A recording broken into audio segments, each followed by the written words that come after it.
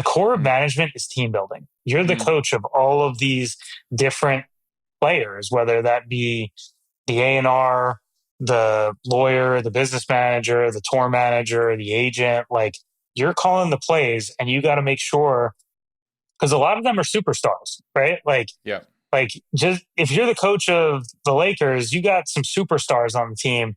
You might not be a big deal, but Luka Doncic and LeBron James are, right? And so you might have a superstar in Tyler Arnold and a superstar attorney, but you got to get everybody working together, not creating friction, getting everybody rowing in the same direction. And so you got to be a great team builder, and you got to be a great coach. And that's motivating people, not out of fear, not out of like carrying a big stick, but like having a real cohesive game plan that your artist believes in, and mobilizing everybody into believing that this artist can go as far as we will take them.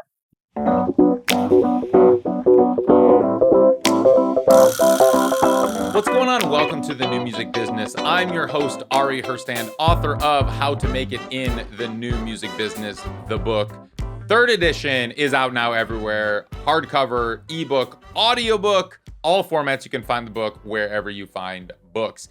Today, my guest is Matt Graham. He is the founding manager partner of Range Media Partners and head of Range Music. They are home to Jack Harlow, Shaboozey, PartyNextDoor, Pentatonix, Rita Ora, Saweetie, Noah Cyrus, Midland, Luke Grimes, Dylan Gossett, so many more. They started as a management company. They have a lot of arms. They have a label division, now a publishing division, now a composing division. They work in all facets of the entertainment industry, sports, TV, film, all of that. But today we specifically, of course, focused on music and artist management.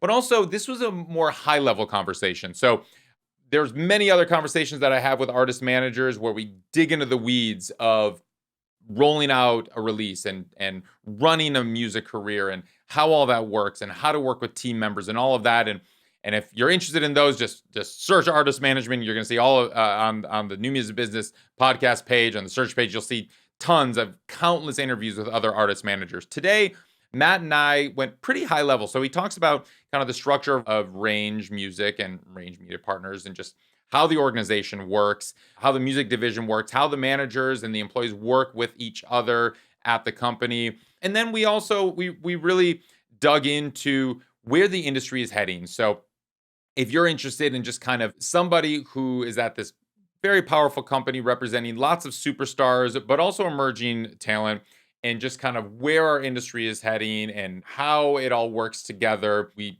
get into deal structures a little bit. We get into how artist management historically has worked and how it's working now and how those deal structures should evolve. And we touch on a lot of that. So I think you'll really dig into this. Matt has been included in Billboard's 40 Under 40. He was just cited as one of Billboard's country power players. And we talk about the country music industry a little bit because a lot of his success, initially signing Midland and now working with Dylan Gossett and Shaboozey, of course, some of the biggest players in country music. But we touch on all of it. You can find Range Media Partners, Range Music on roster, on their website, on the socials. However, they haven't posted anything on Instagram. You can find Matt Graham on Instagram or LinkedIn. You can find all of us that make the show happen at Ari's Take on the socials. Find me at Ari Herstand on Instagram. Right now, though, if you could just pause this, visit aristake.com, get on our email list, leave us a 5-star review, however you're listening to this, on Spotify, Apple Podcasts, give us a thumbs up on YouTube, hit the subscribe button, hit the follow button if you want these episodes to populate your feed. All right, let's kick into the show. Matt Graham, welcome to the show. Thank you. Excited to be here. Yeah. So, Range Music, Range Media Partners, it is this organization, this company that has made a ton of noise in the industry, the entertainment industry as a whole over the last 5 years or so. But specifically in music, it's something that I've never quite grasped what Range is. I mean, you have a management division, which is kind of, I think, maybe what the foundation of Range Music. maybe what most people know you for. But you also have label division, you have publishing, which is a little bit more recent. And so I'm curious, just from if you could just break down what Range is, as specifically since you run kind of the music division, what is Range Music? Sure. I mean, look, I think first of all, we named the company Range because we believe not only in the talent having incredible range as artists and creators, but also in Mm-hmm. the executives that work at these companies, whether it be within our music company or the film and TV side or sports. But that, we tend to see executives and artists put in boxes and very limited throughout their careers by these sort of linear vertical businesses that they get stuck within. So if you're an Mm-hmm. agent, you're an agent. If you work at a record label, you have to have a role within that record label. Are you an A&R or are you a marketing person? If you work at a publishing company, are you a publisher?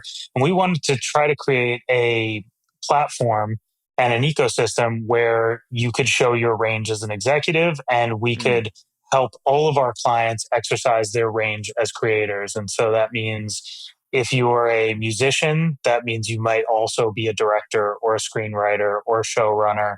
I think creative people, they they create things in their minds, and it is our job to help execute.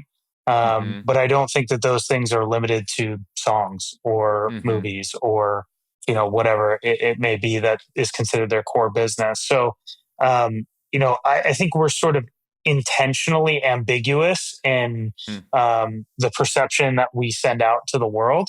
Um, I would say Range Music at its core, as you said, is a representation business. Mm-hmm. We do have a really robust and burgeoning publishing business led by Casey Robeson and Sam Drake, and they have done a fantastic job. And we have now 17 writers and producers signed there, and Mm-hmm. have had a lot of success over the past 18 months since we launched that. Records, we've been a little bit more cautious about getting into because you know when you take on a record label client, that is an enormous responsibility, and we want to make Sure. sure that we're always executing. We're executing with the right partners. We Mm-hmm. just don't take that lightly. As managers, we've entrusted careers to many different to many different labels over the years. Right. And you can see when it really works, it works, and when it doesn't, it's a pretty miserable experience. And we would never want to be on the wrong side of that. Right. So we've Right. been a little bit more cautious about building there. All in all, our department is 53 people at this point, and we're Department as ambitious. in the music division? Is music, yeah, Got it. Yeah. and we're ambitious about continuing to grow. Nashville has Mm-hmm. been a big growth area for us. Right. I do think that the label side of our business is going to grow significantly, particularly in 2026. Cool. We have a real plan to invest in that side of our business and take what we've learned on the management side and really apply it to the label side. Yeah. I mean, all managers and artists, I guess, early on, kind of have to wear all the hats at some Yeah, point. And especially when with emerging artists that don't have the full team, if it's just the artist and the manager, then they're wearing every hat of every vertical of every industry. They have to be the record label and all of that. And so, I think it's a natural extension of any management partnership and situation where you're going to be releasing records. I mean, at the very core, like what is a record label? It's, you're going to be releasing records. Now, there's a lot of implications of what a record label should do. There are, I think the lines of what a record label is right now, especially with so many label services companies and the distribution companies that are like doubling as labels. I know you represent Lauv, who is with AWOL, which is kind of like, not technically a label. It's more distribution, but now has label services and now it's under Sony. But it's like everything is so blurred right now. I don't yeah. think really people quite grasp what is a record label these days. And so when you have a label division, is it more set up as like label services? Is it more distribution? Is it just like in name only subsidiary and you just like are working with a major or an indie or someone else doing all of the distribution and pipelines and outsourcing marketing and all of that? Like, I guess, yeah, maybe you said you want to expand the label division. Yeah. What does that mean? So there's a lot to unpack there, and let's Yeah. address each one. Um, for us, we believe in being extremely modular about our approach and our strategy. And that means Okay. that like if the artist that we are intending to get into business with on the label side feels that they are ready for and desire a major label partnership, but want all the things that Range brings to the table to support them Mm-hmm. and maybe protect them in that dynamic, then that could be a sort of typical joint venture structure that you might see where it's Range and some, major label imprint, and Right. we are acting, as sort of a guide and also being additive on the resources side. We have all the sort of typical label services that you would expect, whether that's product management or synced and licensing, digital marketing, um, In-house, you have that. in house, yes, Oh, and wow. Okay. that works across management and records and publishing, and is Sure. core to our business. I believe, so many major institutions in the music business have been gutted of those real artist development services that are required, and so Yeah. we provide them, and I think that they can really augment a certain situation when it is needed. Some Mm-hmm. artists, I think, are at an earlier stage, and it makes more sense to do distribution deals and keep it light and really see what reacts, and then kind of throw more resources at it when it is on fire. Mm-hmm. And so we want to be modular, and that will be a conversation between us, the manager, the artist, the lawyer, whoever is involved in the conversation about what we think the solution is, and then we'll run at it together. We are Mm. managers first, and managers always are going to think about what's best for the client and how do we use our experiences to create the best situation for the artist to be the most successful. Right. I think your question about what is a label now and how these lines have been blurred, I think at its core, a label has to be the people. And I think Mm. that's been the most challenging is there's so much movement in the industry Mm. that when you say, hey, I'm going to sign my artist to this person, whether that be the head of the label or the A&R, and you don't really know if they're going to be there, Right. um, it's a scary proposition because these relationships can be 10 years, they can be 12 years, 15 years before artists move through their deals. And that can be an entire career, Yeah. and if the person that you went to partner with, whether that be the head of the label or the A&R, like is gone after 2 years, just when you're starting to maybe get some traction, it's a really Mm-hmm. scary proposition, particularly when the label heads move, because every label head wants to put Yeah. their own imprint on Right. the future of the business. Right. And Mm-hmm. so they lose interest in the things typically that were signed prior to them, and they want to allocate resources to the things that they have signed so that they can say to whoever they're addressing, the board or whoever runs the overall label group, this is how I move the needle, not like my Yeah. predecessor was involved in signing this and now it is successful. And they're saying, well, what about you? What have you done? Mm-hmm. So Mm-hmm. it's a very scary thing. And I think that's part of the pitch that we implore is that even if the head of the label moves on or the A&R moves on, we're not going anywhere. This is our company. We own it.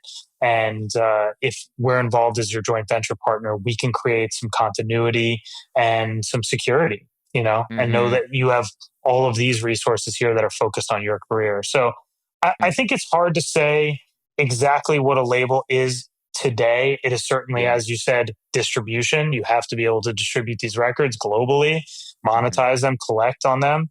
I think they are the people that you believe are going to help you do that effectively, whether that be making great records or marketing those records. And Yeah. it's of course access to capital. That is Yeah. still a very important part of our business. We all like to say it's easy to access capital. There's money everywhere. People are interested in music assets. It's true, but it is very difficult to access on an individualized basis. It is not Mm-hmm. easy for artists or artist managers to go raise money for one artist outside Right. of the label system, you know? Yeah. Are you approaching that in a different way? I mean, we've seen creative approaches to accessing capital from third party companies that will issue advances based on just historical streaming data. Yeah. and there's no ownership. It's literally, it's almost like a loan, but it's not a loan. It's just they give you, it's an advance essentially, but Yeah. there's no ownership, and it's not a label. It's just, a capital firm. Of course, all the headlines are around, catalog acquisitions and whatnot. But until you get to that point, I mean, how are you setting up your label, or the label services side of what you're doing, with the capital implications, but also in terms of like ownership and licensing? I mean, we've seen probably more licensing deals in the last Yeah. 5 years with the majors than maybe in the last 50 years. I mean, it's just like the industry is evolving so quickly. Yeah, again, also a lot of things to address there.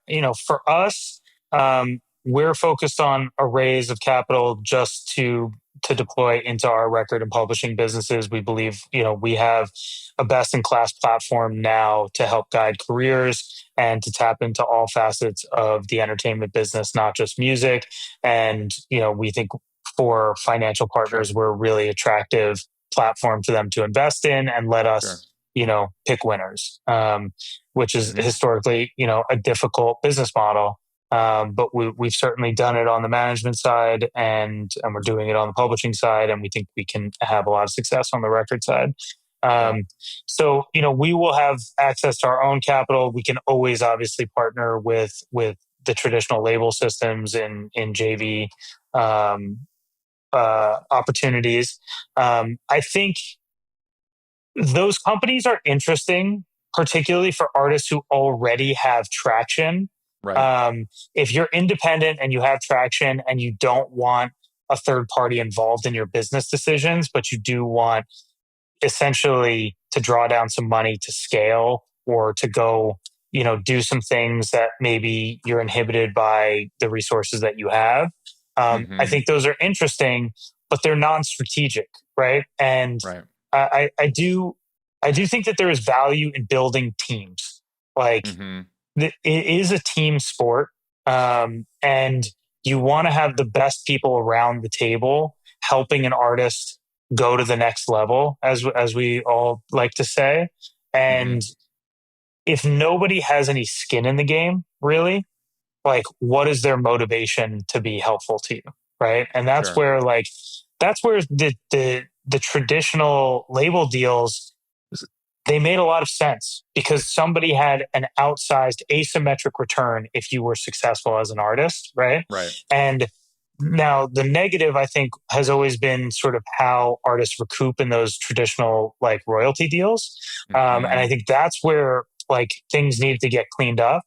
um, it is interesting to me. I do feel like a lot of the major labels have moved to these license deals, which are great for artists. They are somewhat, in my opinion, mortgaging their future. A lot of the labels as we know them today are running off of the royalties and the income derived from catalogs Hmm. that they've owned and oversaw for many, many years. And so the question is, where are you in 10 or 15 years when all of this frontline stuff that you've signed is like Their there's shareholders aren't asking they're those not questions. They're asking how much money they're did we not make this year? So that's why they're they're not doing all this. Yeah. they're not and so that is an interesting place that they find themselves where they are Hmm. now not long-term catalog businesses. They're Right. they're basically short-term VC funds. Yeah, no, definitely. And it's interesting that because, you're touching all sides of the business, and you have some artists. I was looking at kind of your roster, and like you have artists in like Dylan Gossett and Jay Sean, who are part of all three tiers, I guess, management, label, and publishing. If I'm not mistaken, if roster is correct in their assessment on online. And then, but it's interesting, like as you now bring in artists maybe just from the management side, and you're like, okay, I know that Dylan Gossett did, like, you did a like a licensing with Mercury Records and under UMG and stuff like that. And that, you know as we're blurring all of these lines, and it's kind of like, how is the infrastructure really set up? But it's, at some point, it's like not even really that important to define and label it all. Like, I think what you were getting at earlier is just like, as you come from the core working with the artist as a manager, I know there's, certain implications with if you're going to be the label or the publisher and like royalties and ownership and copyright and whatever. But when it comes to like acting as the core of the manager and setting up the most successful career for the artist, I guess just like the tentacles of range aside, what is the vision? What is kind of how do you help guide your artists so they can have long-term careers? And what are those conversations like and when it comes to the business? Sure. I mean, look, Jack Harlow is a great example. Shaboozey is a great example. Mhm. Midland, great example. Like, Mhm. these are all artists that take a very long view of their careers. Mhm. Shaboozey's been at this for 10 years. Jack Harlow's been at this for 10 years. Midland's been at this for 11 years. Like, they at various stages, for all of them, had major inflection points and never, really wanted to um, chase the short term dollar, so to speak. Mm. Jack is one of the brightest thinkers and most strategic chess players in the business, and Hmm. you know um, could have easily, rushed an album out last year after having a 6 week number one and didn't, Mhm. cares way too much about, his music and his art and leaving a lasting impression and continuing to level up and believes in taking his time. And Chris Thomas, who's my partner here at Range and manages him, has just been an incredible thought partner for him in making sure that the two of them are always aligned and always thinking long term. But Mhm. in the middle of that, they are building other things together, whether it be his festival property or his acting career, Mhm. or his various ventures, or owning things in Louisville, which is Louisville. I don't want to mispronounce that. Jack would get upset. But his interest in the soccer team there, and it's just, he loves building in that community Hmm. and being a flexible thinker about all the range of things he can be in, and you have to foster that. And I think a lot of managers, um, not a lot, but I would be critical of some managers where you have moments like Jack has had where you just try to wring out every dollar and you Yeah. never take your foot off the gas, and it burns out the artist and it burns out their career and they become overexposed and all that stuff. Shaboozey, similarly, like it's almost been difficult to keep him from getting overexposed.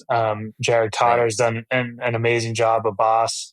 The two of them, are Shaboozey all day long, and Mm. he's a insane creative. I think he'll be a successful director.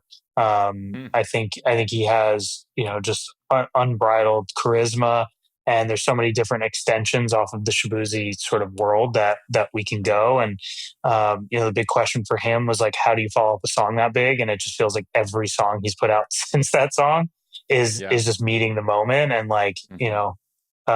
he's climbing the Hot 100 with multiple songs, and Yeah.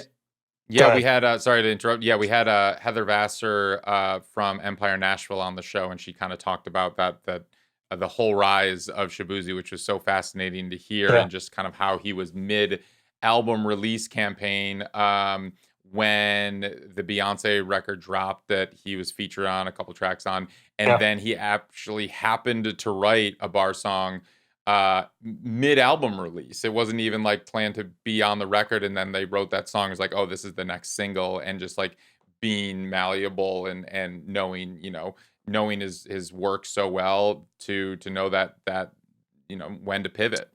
yeah. I mean, Ghazi and the Empire team have been amazing partners for him, for us.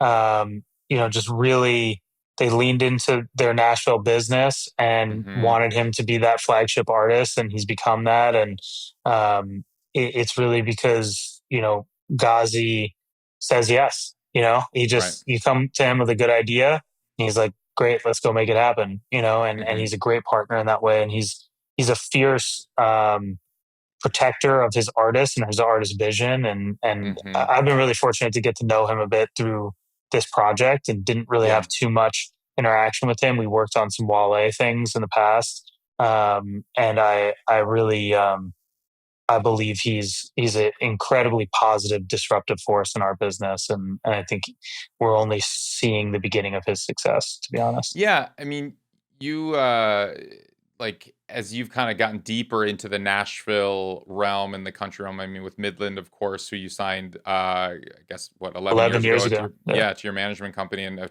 I know got you on your start into the country world. How do you see now as someone who kind of splits their time between LA and Nashville? Um, how country music, how Nashville, how that is evolving maybe alongside the more pop music industry? And do you feel that it is as segmented out as historically it's been, like the Nashville labels, like, there's all these major labels, but they're the Nashville version, or the Empire, which is Nashville, which is so distinct and separate? Or do you feel like we're now moving into this industry that's just genreless, and it doesn't matter where your label is based, and country is now pop and hip hop, and all of it is just combined into one? I I've seen a lot of change in 11 years. I in Nashville specifically. Hmm. I do not think it's genreless. I do think Hmm. still expertise matters and is helpful. Um, I I'm super excited and proud that country music has like gone to a whole different stratosphere, not just domestically but globally. I was Hmm. having breakfast with Michael Bryan, who leads Apple Music in Nashville yesterday, and we were talking a lot about this and specifically the growth that they're seeing in Germany and the UK, and seeing Hmm. like country music domestically has grown like I think it was something like 20% over the past 12 months, but in Germany it's grown 70% consumption, Wow. and the UK Yeah. something like 45% or whatever it was, like because there was already a decent amount of saturation in the UK. But you can see these markets are really exploding, and it's thanks to folks like Morgan Wallen and Luke Combs that have become these just massive global artists. Um, Hmm. but I think also, you know, I've always said America's sort of number one export is Americana culture. Mm. And and that's our movies, it's our television, and it's our music, it's our sports, it's our swag, whatever it is. And I think country music was oddly kind of left out of that for a while. It just didn't seem like it was translating as Mm. well everywhere. And I don't know if there was lack of infrastructure or like ways for that to connect, but I think C2C has been really helpful. I think an artist like Morgan Wallen, who's just blending genres and sort of creating mass appeal, is like a gateway artist for a lot of consumption. But I Mhm. will say, like the UK, loves really quality, sort of left of center country music, Mm. deeply lyrical, um, cool. It's Yeah. interesting to see that. Um, but I think that it's important that Nashville not lose a bit of its autonomy. I think it's great that the coastal labels are interested, and it's forced the Nashville labels to change their deal structure because they were in these kind of old school typical royalty deals, and I Right. like that we've matured past that. It's the right thing for the artist. Mhm. And it's really the deal pressure from the coast that have led to that. Um, I do think that like there can be a little bit of a coastal labels chasing what's hot and like jumping into something and meddling with it and then leaving, and like that's not always good. And so Mhm. I hope that Nashville maintains some of its autonomy, that like the really great executives there aren't sort of lost to the outside um, invasion of the coastal labels, being like, we need to install our own people that really Yeah. understand how digital marketing works faster than these guys are willing to adapt, or these folks are willing to adapt. And because there is expertise in navigating this world that is required, and there are unique relationships, whether it be with the Opry or the promoters around the country that put on these incredible festivals and fairs that really help break a lot of these country artists on the road. There's all these really interesting country TikTok accounts and Instagram accounts, and these are run by real people that live in Nashville, that are out at these shows that everybody has relationships with there. And like to not understand that this is still a relationship business, and that there are important writers like Marcus Dowling at the Tennessean, or Joe Hudak at Rolling Stone Country, or whatever, or Melinda at Billboard, that are going to change the fate of your artist if you have these relationships with them. Every one of these artists that we've had that have been breaking out of Nashville, whether it be Shaboozey or Stephen Wilson Jr. or Carter Faith, they're all people that I introduced to these writers and to these websites and TikTok accounts like very early on, and just to the Opry, whatever it is, and just saying like, these artists are next. I remember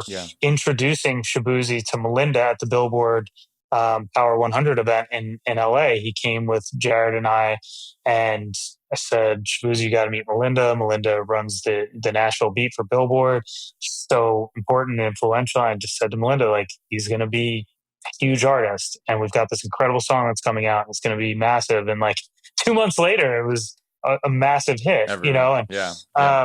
And so like those moments are still important. You can't do that if you're an A&R in LA and you don't really know anybody there, and all you've done is sign somebody off TikTok that's moving, right? And like this was a big conversation we had around Dylan Gossett when we signed him after he put his first song out. This was before Cole came out. Cole was the second song, and Cole came out. It started moving fast. We were spending digital marketing money on it, and every label was reaching out. And I was having to have hard conversations with friends of mine that have run these very important coastal labels and imprints for a long time, and trying to say like, I know that you think you can do country music, but like, I'm just a little suspicious at the moment, and I would rather not test your acumen on country music on this young artist that I believe has, unbridled potential. Put some more wins on the board, and that's, when I would feel comfortable with it. Build your resources up. Let me see who your team is going to be. Who are you going to hire? Because it goes back to what we were saying. What is a label? It's the people. Who are the people there? Like, you can't just tell me you'll spend whatever it takes. Like, that's not an answer. Right. What happened with Dylan Gossett? I mean, in terms of, did you partner with, the credits online says Mercury, but it's a partnership with Big Loud and Mercury. Big Loud, right. Okay. Yeah. Previously they had only done Morgan Wallen together. And Tyler Arnold was really passionate about Dylan. And I thought would be a very good temperament for Dylan as an artist, and a really good A&R partner.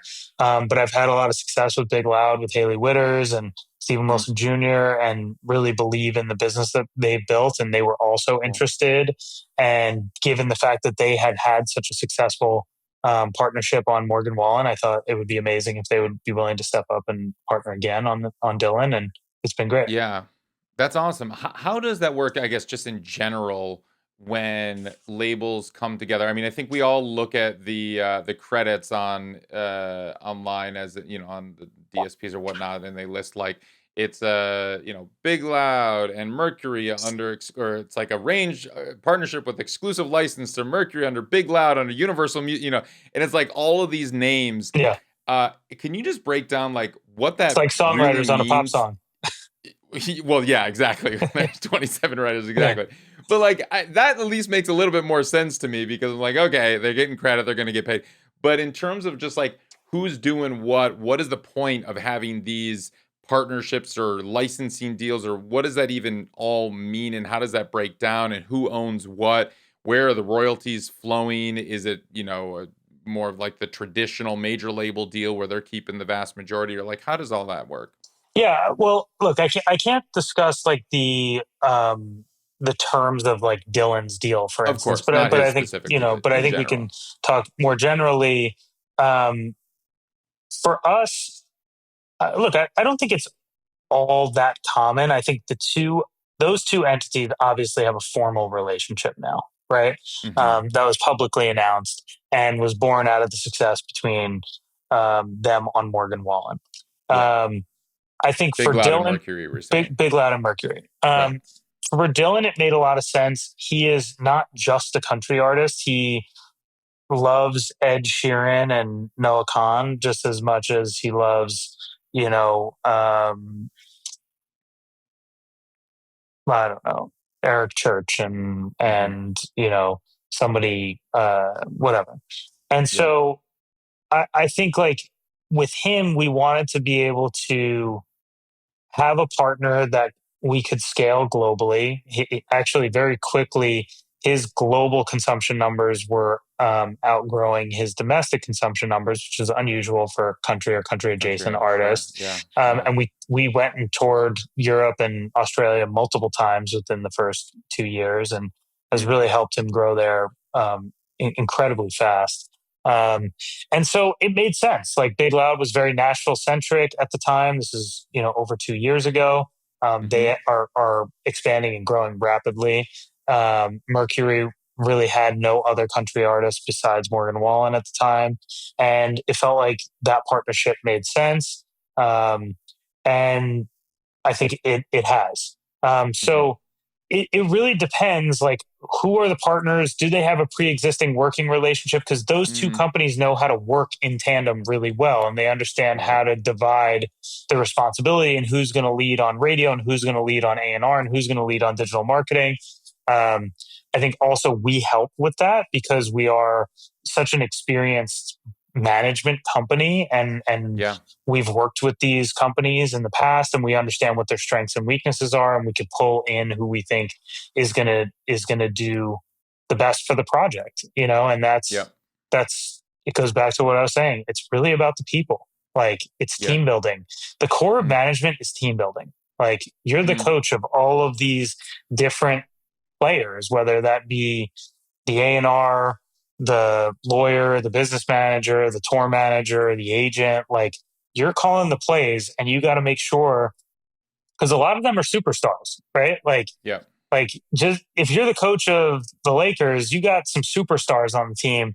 You might not be a big deal, but Luka Doncic and LeBron James are, right? And so, Right. like, Right. you might have a superstar in Tyler Arnold and a superstar attorney, but you got to get everybody working together, not creating friction, getting everybody rowing in the same direction. And so you got to be a great team builder, and you got to be a great coach. And Yeah. that's motivating people, not out of fear, not out of like carrying a big stick, but like having a real cohesive game plan that your Yeah. artist believes in, and mobilizing everybody into believing that this artist can go as far as we will take them. You know. Yeah. Uh, How does what is the structure of range in terms of how it works with the managers? Like, mhm.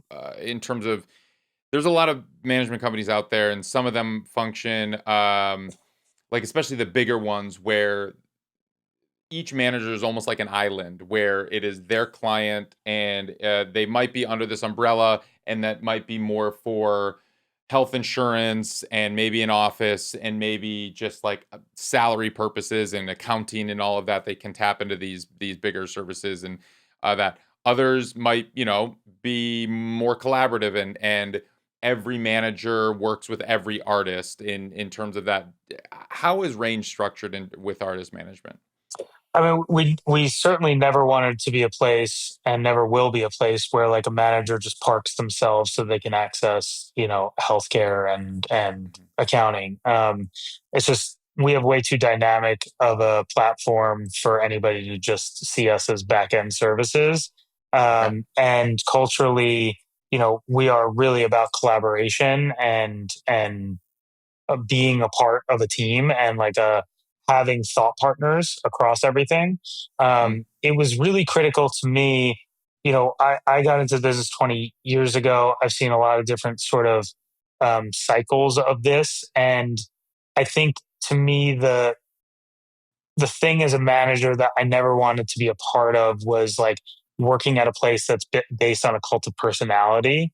Like, Mm. I really believe that great young entrepreneurs which every great manager is an entrepreneur, like wants to be an environment where they can be as successful as they want. Their profile can be as big as they want. They're not overshadowed by one person that has such a massive profile in the industry or so much success that they will always be seen as the second or third option, when Sure. having a conversation with talent. That is really critical to me. Um, Mm-hmm.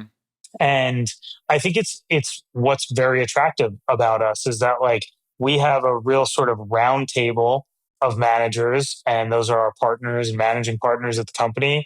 We meet regularly every week, if not more often. We have quarterly board meetings. We talk about the priorities. We talk about our shared services team and who's performing and who needs help, and how do we Mm, create more relationships so that they can be more effective at their jobs. We talk about who we're signing together. We help each other with our with each other's clients. I would never say that we all represent all of the clients, but we are always sure. thinking about opportunities for all of the clients and then passing that opportunity off to that manager, and making sure Mm, that like they are able to filter out the good ideas and the bad ideas and have direct conversations with their clients. But we have such a wealth of relationships and opportunities across the film and TV business, the sports business, the influencer business, the film and TV studio, the ability to plug your talent into movies and television, not just from a sync perspective, but from an acting perspective. Or, in the mm-hmm. case of Midland, Cam Duddy, who's one of the members of Midland, was a successful music video director. He's always wanted to direct a feature. I've been working Mm, on producing this feature with him for many years, and we finally got it off the ground. It's shooting right now in Canada. We have cool. many Range actors in it. Mm-hmm. One of Range's composer clients is going to be doing all the scoring, Oh, because wow. that was Cool. something that we added to the music department quite recently. We had an announcement about bringing Jeff Jernigan in, who represents a host of amazing composers. We want to build Mm-hmm. that side of our business out. Um, and so it's really like when you think about it, there's nothing a manager can't accomplish here. We can raise money against any idea, whether it be Broadway or movies or television or owning, pieces of sports franchises or whatever clients are interested in doing. We have the connectivity to execute on that. And so it's really about bringing people in that want to use that platform and like really want to help their clients think more broadly about their careers. But it Mm-hmm. is certainly not a place where you come and park a desk or something like that. Yeah. You wouldn't be happy about it because we require too much of our team members to collaborate and to join Mm, department meetings and company meetings, and it's such a rah rah culture that if you just are interested in sort of being your own island, yeah. you're just going to feel like you're receiving too much information and you're being asked to share too much. It Mm, will be like overstimulation, I think. sure. And where are your offices these days? We're Do you in have Santa offices? Monica. Yeah, we have a large Okay. office in Bergamot Station, which is the arts district in Santa Monica. Okay. And we have an Cool. office across from the Soho House in Nashville. Okay. And we have an office in New York City that has about 40 people. A lot of our sports folks are there. And then Okay. in London, we have a small office, but it's just film and TV right now. Gotcha. And is the culture, I mean, do people work out of the office? Are most people working from home, doing Zoom meetings, or yeah, where's the For culture music, we do for Tuesdays music? and Thursdays in the office. Okay. And that way, like everybody knows that we're all going to be there. And if you want to pull people into meetings and you want to get some FaceTime with folks, like everyone's there Tuesdays and Thursdays. And then Cool. everything else is optional. Okay. And the office feels kind of like a Soho house. It's a very flexible space. Mm. Nobody has their own designated offices. So you just reserve offices when you come in. Wow. And it was designed by Luca Guadagnino, who's an incredible, Academy Award winning director we represent, Mm. from Italy. He has That's sick. incredible taste, and Wow. it's a vibe. People love Yeah. working there. People love visiting, and I love the energy that's kind of shared in that space. Yeah. That's great. Um, in terms of the kind of how you see management as a profession working present day, but also evolving. I mean, traditionally, it has been defined, managers make like 15 to 20% of gross of an artist's career. And that is, some people have altered that model over the years, and some superstars just put their managers on salary. There Mm. is no commission. Others, even emerging ones, put them on salary, and then the commissions have fluctuated with different terms. Some take it of net. I mean, it's this thing, not even just with the money, but just like the structure. I mean, I just read something where by a manager, just a think piece on where they're talking about like, because managers don't historically get equity or IP in the project, and maybe there needs to be some equity, and maybe there needs to be something shared or something like that. I'm just curious if you think the model as it has been for decades still functions appropriately, or if that is shifting and how you see it shifting. I I don't love the superstars putting managers on salary. I think ultimately you're not going to attract the best and brightest minds, like and the most entrepreneurial people. Like Okay. I just think people that are true flexible thinkers that like are going to be responsible for continuing to evolve your business, like they want to have an incentive structure that's like very motivating. And I think commissions is still the best structure to do that. It's why, Okay. like, some management companies, managers don't get commissions. They just are on flat salaries and they Right. get discretionary bonuses. Like we never even contemplated that format. Okay. I don't think you're going to get the best people doing that. So I would Mhm. always caution, not that any superstar is going to give a shit what I think about how they compensate their management team, but I would always caution them against that because it's just you're limiting the level of people. I feel like at that point you're basically saying, I know better than everybody else. I'm going to pay somebody a flat salary to do the shit that I, have the conversations I don't want to have. But Mhm. ultimately, I'm guiding my own career at this point, and I'm hoping for the best that like people just call with things that I can do to Mhm. extend my brand and my business. Um, I think, commission structure is always going to be a flexible thing. It's kind of a give and take between the manager and the artist and where the business is at and how much you had to do with building it as a manager and how much are you staffing around it. Like, if I'm an artist and I'm looking at a company like ours where you get 300 people that can do anything and everything for you, I'm probably going to look at that differently than an individual who works from home with a cell phone and an assistant and what I'm Mhm. willing to pay that person. So I Mhm. think you have to be realistic based on where you're sitting as a manager and what overhead you have and how involved you were in the artist's career and also do you need it?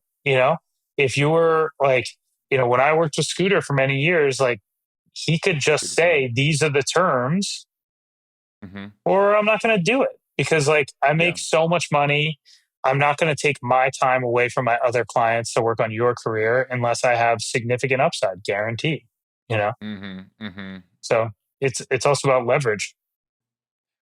Right. And I mean, right. And every artist manager relationship is different, and every artist is at a different stage of their career, and the managers, offer. But I look at range as, there aren't that many management companies that have all these tentacles. And like you said, 300 people that are kind of working from all different sides of the industry. Now you don't, I don't think there's any company besides us that I'm aware yeah, of, you know? right. Exactly. Now, have you touched booking at all? I know there's like some legality issues when it comes to agency work, but that's not something that is part of No, the. we don't. We've never even had the discussion. I think the Okay. agencies on the music side are such great natural partners. They do something that we don't do. I think Yeah. that requires such a wide array of relationships with buyers and promoters, all over the world. Like I Hmm. couldn't I couldn't see how currently in our um, current iteration we could ever do a better job. And so you would be taking away opportunity from your client and making the pie smaller, right? So, like, Mm-hmm. as a manager, maybe you're slightly increasing your percentage if you can justify charging more because you're doing that. But if the pie gets smaller, it's a wash for you. So you've alienated Right. a really great partner and maybe a potential Mm-hmm. driver of new business for you. You've made the artist pie smaller, and you've probably just stayed neutral in how much you're making. Yeah. Yeah. No, that makes sense. Um, you mentioned that you started this composer division. Um, how did like I think the composing side of the industry is not something that people discuss too frequently, or like Yeah. at least I don't ever think about it. We think about syncs, with licensing music to film and TV and whatnot, but how does composing really work, and what attracted you to kind of teaming up with Jeff and starting that division? I mean, it's such a natural extension for our music department, given the connectivity on the film and TV side.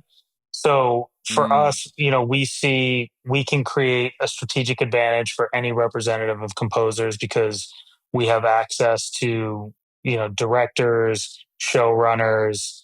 We have knowledge of when movies and TV are going into production, and that's really kind of when you ideally want to start making those deals. And there's no other management company that can offer that. So, music management yeah, company. Um, right. mostly the composer business is dominated by a few small boutique agencies. Hmm. UTA and WME and CAA have some representation in the space as well. Um, we also can operate collaboratively with them because they're agents and we're managers. So, it doesn't mean that you can't have them as your representatives. You just be paying Hmm. double commissions. Um, Yeah. and our feeling is like, hey, it's not a place our competitors are going to compete with us, right? So we offer a strategic advantage. There's no competition from our typical competitors in the frontline music business, and Yeah. we also think there's an So, opportunity to create assets with them. Like, these mhm, are unbelievable musicians, right? These composers. yeah. And for the most part, nobody's giving them a lot of opportunity to distribute their music. They have time in between projects. We're going Mm, to launch a label that will announce more formally in the coming months, like, to really push these projects. And I think even some of the stuff that you're seeing, like the DSPs enable or allow AI music to do, we would like to put best in class composers out there, whether that be music for meditation, sleep, studying. I would rather listen to music from real artists who are composing for some of the films and TV that I love, right? Like, I'd much rather listen to what they do in that space than something that AI generates. So, well, okay, so you brought up AI, and I don't know if we were gonna talk, but I now need to. I'm curious. I mean, there's a lot of press right now writing about this like fake AI 70s psych rock band, the Velvet something or another, or yeah, I whatever the listened to fuck. them yesterday. Yeah. Yeah. So like, what are we doing about this? And just like, where, like, so it's here. Yeah, it's here. Clearly, like, a friend, said that that band was sent to them in their Discover Weekly, like it was their number one song to listen. So like, Spotify is literally pushing AI music onto users. Yeah.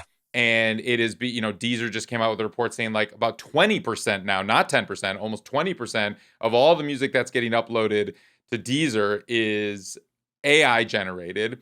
Um, what do we do as an industry when the DSPs, which the primary revenue stream for recording artists and songwriters, is now being taken over by AI, by either AI companies or individuals or whatever that are not musicians, and they're not.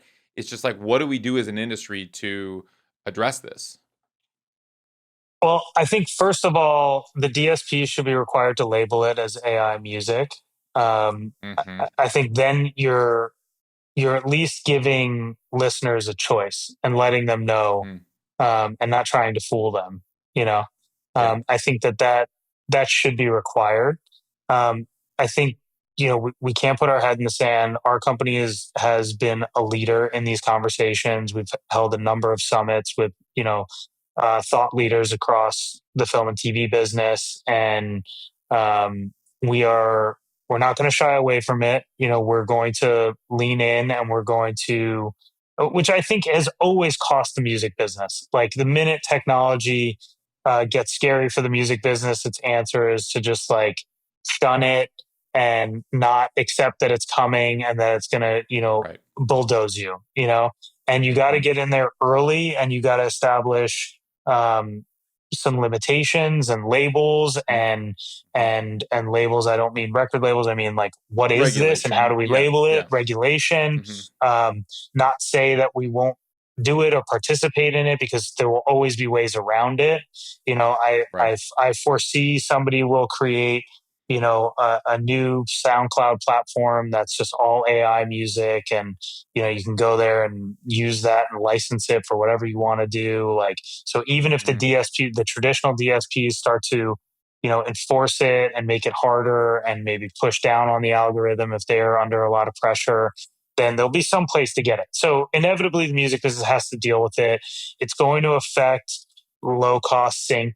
Like if you're the network and you're already not spending much money on music, you're gonna love this, and you're gonna Mm-hmm. say, we're Mm-hmm. gonna stop spending money with jingle houses to give us, $1,500 aside syncs, and we're just gonna take Mm. AI music and maybe pay a monthly license to get all kinds of music from them. It's just gonna happen. So Yeah. everybody needs to accept it. We need to put up some guardrails, and I think that there are ways to use it. Hopefully, AI can be a tool that helps artists do things at lower cost so that they can raise their profit margin.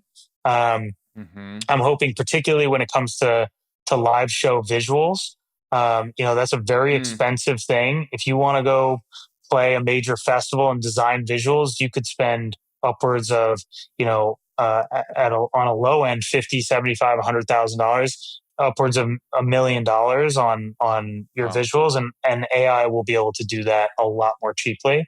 Music Right. videos, I think you still need to have a director, somebody with a vision, somebody who's going to prompt what you want. But you should be Yeah. able to make several $100,000 music videos for $20,000. That's going to Mm-hmm. be really valuable. Maybe we'll see music videos um, regaining some prestige, because I think that we've Mm. seen a big fall off, and it's really just because the labels don't want to pay for them, and the Right. consumption's gone down. Um, so I think there's even production. Like, there's a lot of artists like can't afford to pay for a full band to come in and do everything, and maybe can't engineer their own sessions or whatever it is, and like suddenly AI is going to be able to help them make records, and that will put some pressure on people's jobs, but it will also allow artists to do things that they couldn't previously do. So if it's used as a tool to lower costs, that's beneficial to the talent. It is certainly going to take. I don't think it's going to take people's jobs, but it is going to require you to scale whatever you do and do more, because I mean, yeah. I mean, it will take people's jobs if, like, if we're not going to hire a drummer, we're not going to hire a string section, we're not going to hire because you can just get AI to make it, which already has happened with kind of already exists samples with and splice, and yeah, the that's already there, and so we see that. But like, yes, it was the same argument of drum machines in the '80s that there's gonna, we're not going to have a need for drummers or whatever. It's just like the evolving need, and there's always there's feel still and drummers, chemistry that I don't think that you can like replicate. right? Music is Yeah, feel, it's chemistry in a room. It's like how the drummer interprets what you've already done, or like it's, yeah. I don't know. I think we're a little ways from there. Um, Yeah, it's but right. I mean, at least in the music area in our industry, it's like, yes, it can make it can reduce costs for the artists, which I completely empathize with because it's hard enough being an artist and you can barely afford anything as an artist to do anything. And like you said, let alone, make music videos or whatnot. But then, of course, like that visual designer who was getting paid and worked at a visual designing house is getting on salary. Now they're Yeah, not getting the jobs because we can do it through. So it's other industries that might be affected on our side. I mean, it's affecting everybody in every industry. And unfortunately, it has absolutely. now hit the creative realm. And I think, I was having a conversation with somebody 2 years ago and they're like, hey, I will never be able to write a song and they'll never be able to like create a recording that's going to that people won't be able to tell it's AI. And it's just like, well, it's already kind of there and it's already kind of here. And so, I agree. We need some regulation. We need some labels, something like that. But it is, I think it's probably also going to get to the point where the detection services might not even be able to detect it in the future. And Yeah, you just like won't even that's know. interesting. Did you watch Mountainhead, the Uh-uh. movie? You should No, watch that. I gotta see It's this. interesting, but Okay. like the crux of it is essentially like it's like four tech billionaires um, all meeting at a ski chalet for the weekend to talk about how they control the world. Basically, it's pretty funny movie. But like the richest guy in the world, we'll call him like Mark Zuckerberg, Yeah. has this unbridled social media platform, and he's released new AI tech, and now it's making content that's spreading misinformation all over the world, and it's creating a lot of social unrest. And this other guy has created just a system that can determine whether or not it's AI and misinformation and just labels it properly. And he's trying to get him to sell him that tech so that they can marry the two companies. And it's exactly what you're saying. Like you do need to have the detection because Hmm. like you immediately like that band less when you know it's AI, right? Yes. Yes. And you hear that it's very paint by numbers lyricism when you're Hmm. acutely aware of it. Like somebody sent it to me and did not tell me it was AI, and I was like, I don't know, I don't really dig this band. Very paint by numbers, like lyricism, like just it just feels corny to me. And he was like, okay, I'm glad that you said that because this is AI, you know. Yeah, right. And then we had a real Yeah, conversation about like, okay, well, where does this go, and what do we, right. um, much the same as this conversation. So, look, I think it should dominate the conversation. Like, Yeah. it's funny. You're like, I didn't know if we were going to talk about it. It has to be something that we talk about, Yeah. and It's I hard want to to get. hear Yeah. everybody's point of view. And I'm very curious how the labels and the DSPs are going to handle this. Like, I hope the labels get out in front and throttle it and just label it and make sure that the DSPs are playing fair. You know what I mean? But they Hmm. can't put their head in the sand and pretend it's not coming and pretend it's not going to disrupt everything. And it just is. And I hope they don't just start acquiring AI companies and then just get into the business of pumping out AI generated music and said to hell with the artists, which you know is a real possibility. I mean, they've already struck partnerships with generative AI music companies. Like I Sure. had the founder and CEO of one of those functional AI music companies on the show, Endel. Similarly, they make that meditation music or whatever, and Universal struck a partnership with them, and they're creating music and putting it out, which is you know, the antithesis of what we would expect representatives of human artistry to do. But when you're beholden to shareholders and the bottom line, it's like, okay, what are the real motivations here? And is it really to protect human artistry, like Lucian Grange likes to pretend in his annual report or whatever? Or is it really in the actions of like, how do we keep our shareholders happy and we can pump out music a lot cheaper if we don't have to pay artists or pay royalties or whatever. So I don't know. We're we're going And somewhere, yeah, but look, yeah, I don't know. We'll see, and that's why I'm very we'll interested see. to see what they do. I've Yeah. heard the very cynical perspective that some of the big catalog acquisitions are to be able to train these models on some of the greatest songwriters of all time. I hope that that's not true, you know. Um, but I do. I do think that there are ways for the technology to really benefit the business, and I think we should focus on that. It's like I think Yeah. the music industry sort of missed That's fair. this with blockchain and the NFT bullshit. Like I was not into NFTs. I was hoping that the record companies and the publishing companies would focus on using blockchain for royalty. Mm-hmm. And I think if we had done that, like the music business would be transformed in a really positive fashion. Yeah. And nobody talks about it, and NFTs were a Yeah. complete waste of time and money. So Yeah. hopefully Sure. we don't focus ourselves on the wrong AI stuff. Absolutely. Well, Matt, it's been a pleasure chatting with you about this, and I know we could go on for hours about this AI topic, and I guess time will tell of how the industry is going to focus on that and how it's going to evolve. But I appreciate you breaking down your business with me, Thank you. and what you guys are doing at Range is really impressive and very exciting.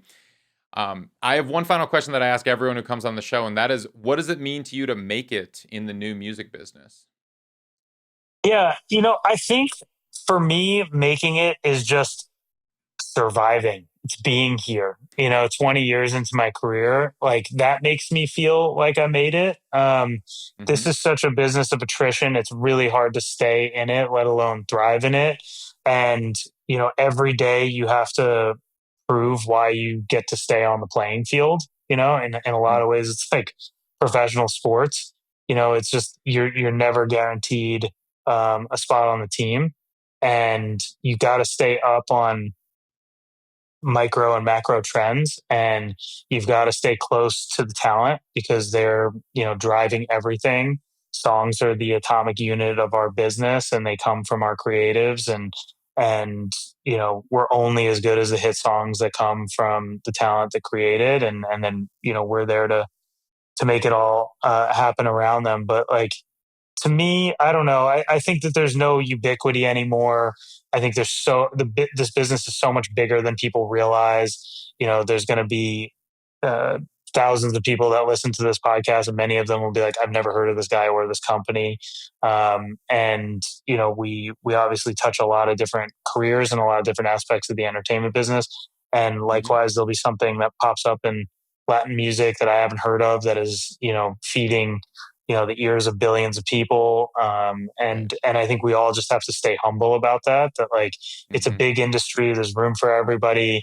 I don't think it's a zero-sum game. Like, a lot of people can succeed at this, and hopefully it's people that deserve it, and people that take care of the artists, because they are they're the lifeblood of what we do.